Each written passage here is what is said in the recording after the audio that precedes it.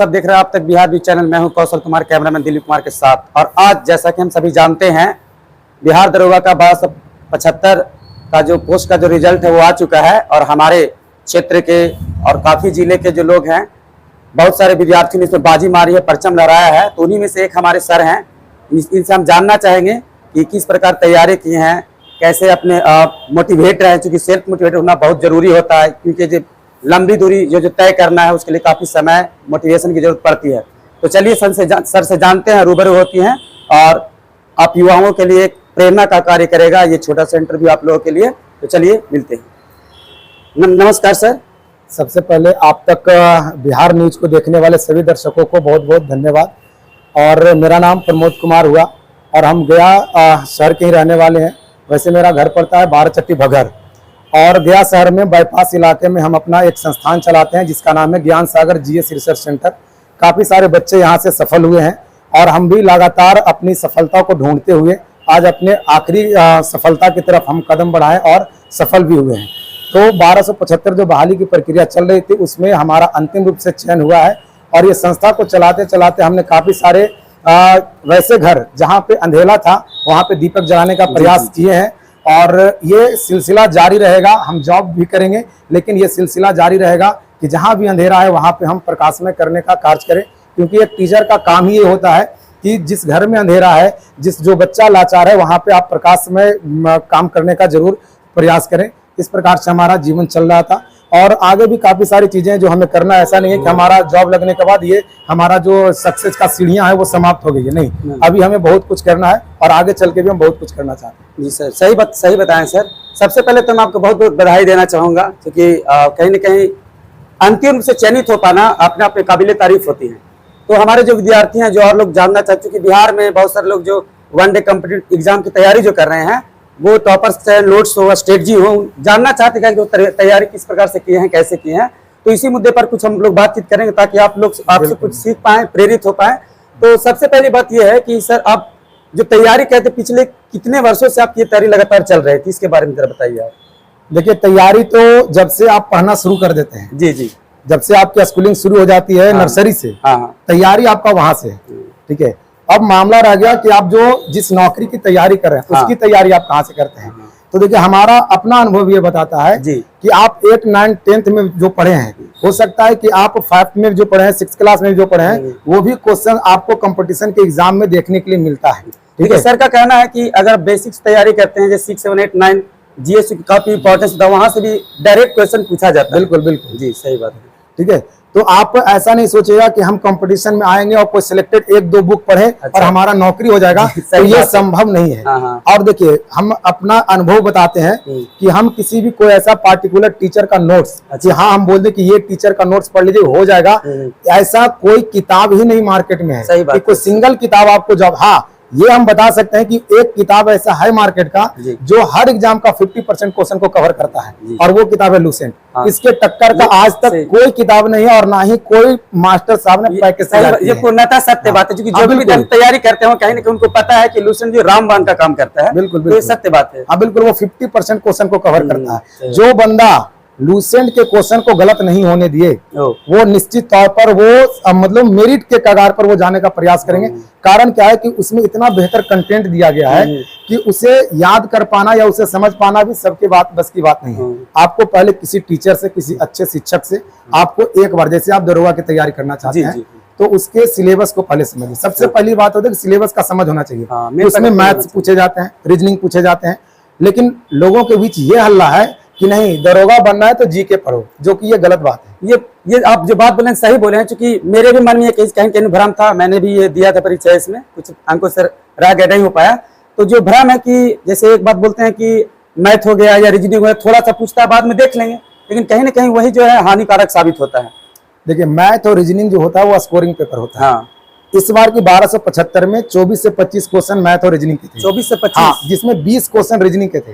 हम उसमें 25 में 25 क्वेश्चन जो भी था, 24 से 25 सारे क्वेश्चन मेरे सही हैं। अगर आपको हम 25 क्वेश्चन जीके का दे दें, हो सकता है कि 8 सही हो, 10 सही हो, 15 सही हो, उससे ज्यादा भी हो सकता है। लेकिन मैथ्स एक ऐसा चीज है, रीजनिंग ऐसा चीज है, उसमें आप 100% स्कोर कर सकते हैं। स्कोरिंग होता है, स्कोरिंग पेपर है वो। तो इसलिए हम जो भी बच्चा एसआई का तैयारी करना चाहता है, हाँ। तो हम उसे एक बात सबसे पहले सिखाना चाहते हैं कि आप जीके तो पढ़ेंगे ही, क्योंकि पूरा मार्केट में हल्ला है ये हाँ, चीज जीके कि आपको जीके पढ़ना होगा, जबकि जीके के साथ साथ आपको मैथ और रीजनिंग को हमेशा से उसको तैयार करना होगा। अगर अंतिम रूप से चयनित होना तो ये मैथ रीजनिंग हम बता रहे हैं आपको कि जो लड़का सिर्फ जीके पे कमांड किए हुए हैं उनका प्री हो सकता है, मेंस हो सकता है, लेकिन मेरिट में वो लड़का चुक जाएगा, अंतिम क्योंकि मेरिट तक जाने के लिए आपको एक एक पॉइंट्स का नंबर की आवश्यकता पड़ता है। ठीक है, तो मैथ और रीजनिंग का होना बहुत जरूरी है। वो आपको सबसे मान के चले कि आप 50 नंबर का बना दिए जीके जीएस, आपका 50 कंफर्म सही होगा, 25 क्वेश्चन मैथ रीजनिंग आप पूछोगे, 25 में 25 बना दिए तो 50 20 75 हो गया। आप 75 में आप प्री एग्जाम ऐसे भी क्वालिफाई कर जाओगे। और मेंस के लिए अगर जाना है, हाँ। मेंस के लिए जी जी तो आप किस कैटेगरी में आते हैं, सबसे पहले तो ये कचरा अपने दिमाग से निकालिए कि आप कौन सा कैटेगरी के हैं। जी 30 कैटेगरी में है तो मेरा 50 पे हो जाएगा, उस कैटेगरी में है तो मेरा 80। आप सीधा टारगेट करिए कि प्री निकालना है 75 प्लस स्कोर करेंगे, और मेंस निकालना है, हाँ मेंस निकालना है, मेरिट तक जाना है तो 80 प्लस स्कोर करेंगे। अगर ये दो बातें दिमाग में है आपका तो आप आगे निकलिएगा, और नहीं तो अगर आप कैटेगरी को लेकर चल रहे हैं तो फिर आप कहीं ना कहीं जैसा कि सर बता पा रहे हैं यहाँ पर, अगर अंतिम से चयनित होना है तो 75 से प्लस स्कोरिंग होना चाहिए, और प्री में और मेंस में 80 प्लस अगर स्कोरिंग करते हैं तभी आप अंतिम से चयनित हो पाएगा, मेरिट लिस्ट में आपका नाम आ पाएगा। तो ये बहुत ही इंपॉर्टेंट जानकारियां हैं सर के द्वारा दी जा रही है। और एक जो अक्सर विद्यार्थियों के बीच में रहता है कि करेंट अफेयर, ये भी कहीं ना कहीं महत्वपूर्ण भूमिका अदा करता है इस रिजल्ट में।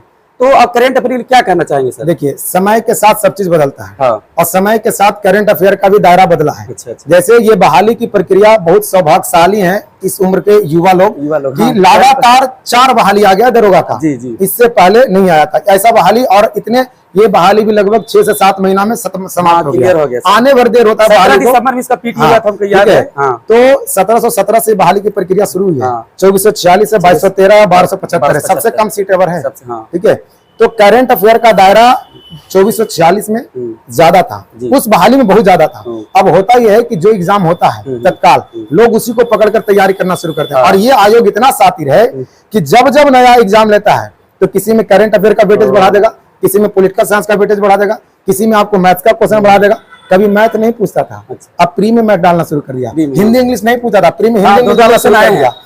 मेंस में करंट अफेयर नहीं पूछा जाता था, 1275 में मेंस में भी करंट अफेयर पूछ दिया है। तो कहीं ना कहीं अगर आप तैयारी करते हैं तो थोड़ी चतुराई लगानी पड़ेगी आपको। अगर चतुराई नहीं लगा पाएगा तो कहीं ना कहीं आपको समस्या का सामना करना पड़ सकता है, जैसा कि सर के द्वारा बताया जा रहा है। तो करंट अफेयर एक बहुत भूमिका अदा करता है इस परीक्षा को क्वालिफाई करने में। और सर कुछ अपने तरफ, जैसे कि आप इस क्षेत्र से हैं, गया शहर से हैं, आप जैसे कि बताएं कि आपका जो जन्म स्थान है भगर है, तो आप अपने क्षेत्र के जो विद्यार्थी हैं, जो युवा वर्ग के लोग हैं, वो अगर चाहते हैं तैयारी करना, वो सेल्फ मोटिवेटेड कैसे रहे, कैसे आगे, ये जो तैयारी वो लंबे समय के लिए करनी पड़ती है, एक दिन की तरह तो है नहीं, तो इसके लिए आप क्या कहना चाहेगा सर, क्या संदेश देना चाहिएगा? देखिए, हम अपने क्षेत्र को, युवा जो हो, या तो किसी भी क्षेत्र का युवा हो, युवा होता है, हाँ, सभी क्षेत्र, सही बात, ठीक है। एक ही बात दिमाग में रखिए, आप देखिए अपने अगल बगल जी कि पावर किसमें है। पावर दो ही चीज में है, एक खाकी में, खादी में, और यही दिमाग में मेरा चलता है जी कि पावर दो ही चीज में इस भारत में, या तो खाकी में या खादी में। और सबसे ज्यादा पावर तो संविधान में है, उससे बड़ा पावर कहीं नहीं। सही बात, क्योंकि उसी संविधान से पूरा देश को चल रहा है, चाहे तो वो खाकी चलाए चाहे खादी चलाए। और हमको चाहिए था एक, तो व्हाइट वाले ड्रेस के पास जाना थोड़ा कठिन है, ब्राउन वाले ड्रेस के पास हम आ सकते थे अपनी तैयारी से, क्योंकि साधारण घर से बिलोंग करते हैं, पिताजी खेती किसानी करते हैं। तो अपने मेहनत के बलबूते अगर हमें जाना है ऊंचाई तक, तो सीढ़ी क्रम बाय क्रम चढ़ना चाहिए। सर का एक पॉइंट जो बहुत नोटिस करने लायक है कि आपका जो लक्ष्य वो हमेशा सोते जागते आपके दिमाग में हिट करना चाहिए। जैसा कि सर बताया कि खादी या खाकी, तो खाकी के लिए सर जो है दीनत मेहनत की, इनके मन में हमेशा जज्बा वो बना रहता था कि चाहे जो भी समय हो, गर्मी हो, बरसात हो, जाड़ा हो, कोई आलस्यता नहीं। और इसी चीज को अपने टारगेट को मन में रख करके तैयारी किए, और कहीं ना कहीं सेल्फ मोटिवेटेड जो रहना बहुत इंपॉर्टेंस हो जाता है। जी सर, ठीक है। और जो हम संस्था चला रहे हैं, यहाँ से भी 3 बच्चे का फाइनल सिलेक्शन हुआ है, बहुत यहाँ से भी बात है, ठीक है। तो उनका भी वीडियो हमारे YouTube चैनल पे आएगा, क्योंकि अभी वो लोग थोड़ा सा खुशी का मौका होता है, हम तो संस्था चला रहे थे, तो हमें बच्चे छोड़ नहीं रहे, तो हम घर जाए कैसे, वो लोग तो अपने मम्मी पापा से मिलने के लिए चले गए हैं, ठीक है। तो अगर आपको एसआई का तैयारी करना है, खास करके एसआई का, तो हमारा अपना YouTube चैनल है द स्टूडेंट एकेडमी करके, आप वहां पे आकर, आपको पहले तो कम वीडियो जाते थे उस पे, अब थोड़ा सा वीडियो उस पे ज्यादा जाएंगे, और छोटे छोटे आपको आइडिया वहां पे दिए जाएंगे। क्योंकि हमारा लंबा अनुभव रहा है, 1717 में हमने सिर्फ प्री क्वालिफाई किया था, झूठ नहीं बोलते हैं। जी नहीं सर। मेंस नहीं हुआ था मेरा 2446 में। हाँ। हमने प्री क्वालिफाई किया, मेंस क्वालिफाई किया, रनिंग भी हुआ। हाई जंप नहीं हुआ था क्योंकि पैर में मेरा इंजरी था इसलिए। फिजिकल में आपको? हाँ फिजिकल में। उसके बाद 2213 की प्रक्रिया में प्री भी निकाले, मेंस भी निकाले, उसमें रनिंग नहीं हो पाया था क्योंकि थोड़ा सा घर में कुछ कार्यक्रम था तो हमें टाइम नहीं मिल पाया था। कुछ इसके कारण नहीं, हम नहीं मेंटेन कर पाए थे रनिंग को। उसके बाद 1275 जो बहाली की प्रक्रिया आया तो इसमें हम तैयारी नहीं किए थे, एग्जाम का तैयारी हम नहीं किए थे, हम तैयारी करवा रहे थे इसमें। अच्छा हाँ। ठीक है, तो तैयारी करवाने के दौरान पहले से तैयारी किया हुआ था, 3 एग्जाम का तैयारी किया। अनुभव कहीं अनुभव था मेरा। हाँ हाँ वही अनुभव इसमें भी मेरा काम आया।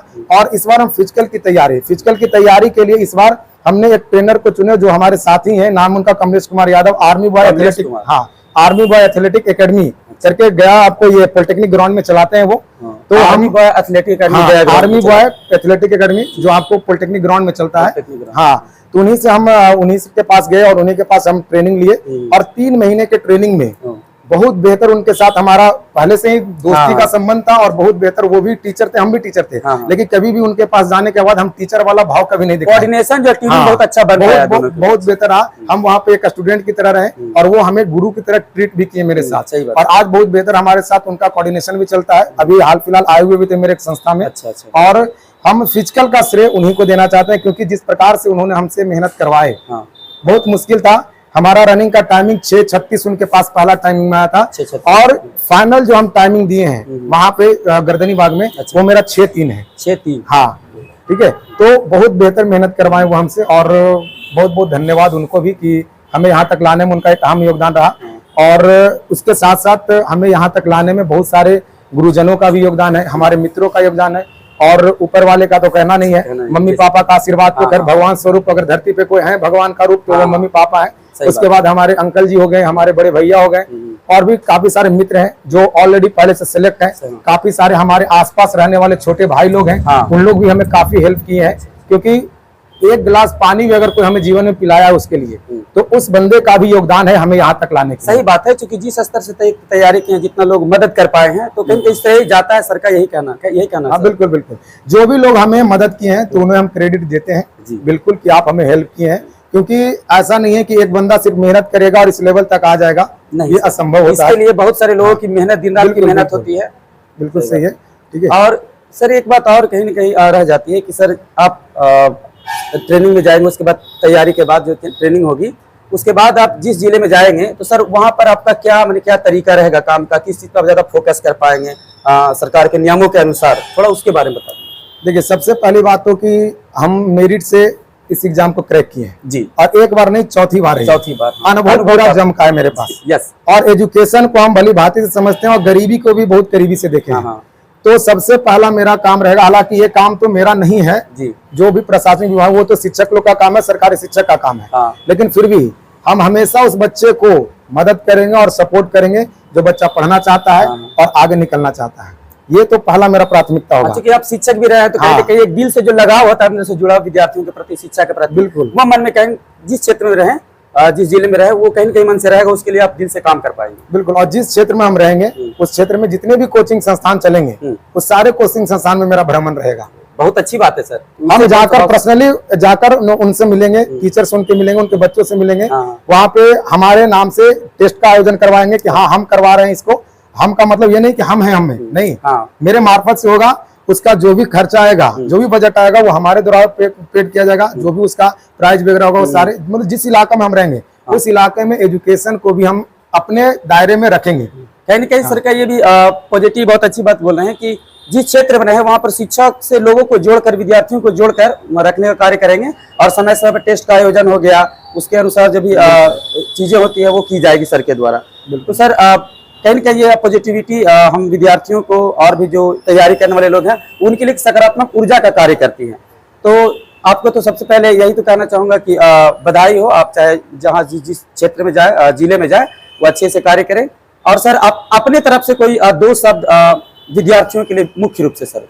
देखिए सबसे पहली बात है कि बच्चे आज के दौर में ना मोटिवेशन ढूंढते हैं। हाँ ये सही, हमको मोटिवेशन कहाँ मिलेगा, और मोबाइल पर मोटिवेशन ढूंढते हैं, जबकि उनका मोटिवेशन उनके घर में छिपा हुआ। ढूंढिए, हम अपना मोटिवेशन अपने घर से ढूंढे, अपने पिताजी से, अपने चचा से, अपने भाई से, अपने यार दोस्त से, अपने मम्मी से, इन्हीं लोग से मोटिवेशन ढूंढे। सही बात है। मोटिवेशन के रूप में कहीं ना कहीं आपके माता पिता जो है ईश्वर स्वरूप है, वो चूंकि आपको जिस तरीके से आपको पालन पोषण किए, वो कहीं ना कहीं मोटिवेशन का मूल जो कारण है वही होना चाहिए।